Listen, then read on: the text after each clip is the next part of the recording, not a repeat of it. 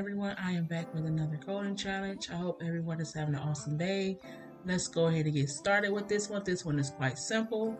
Let's read the instructions. The instruction says the code is meant to convert a list of strings to integers. However, it is throwing an error when encountering a non-numeric string. And as you see here is the code they gave us to fix. So let's go ahead and run this and see what is happening originally. So in the terminal, I'm just going to come down here, Python 3, and I'm just going to feed in my file name, which is challenge 5. And as you can see, as they stated, when it is going to the string spelled out of 3, it is unable to convert that to an integer.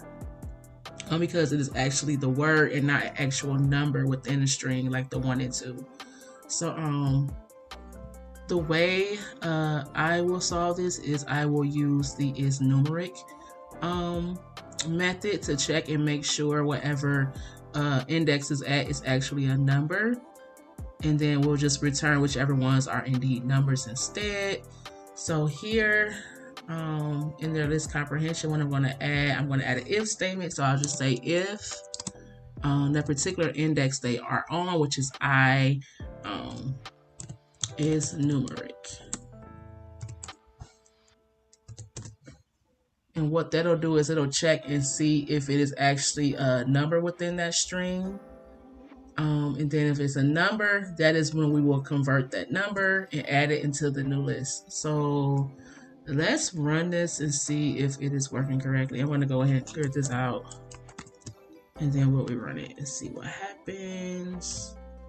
And there you have it.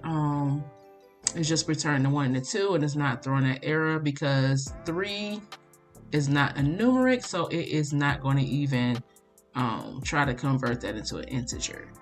Let me know how you guys would have went about solving it. Let me know if you have any tips for me. You're giving awesome tips, and I will see you guys on the next one.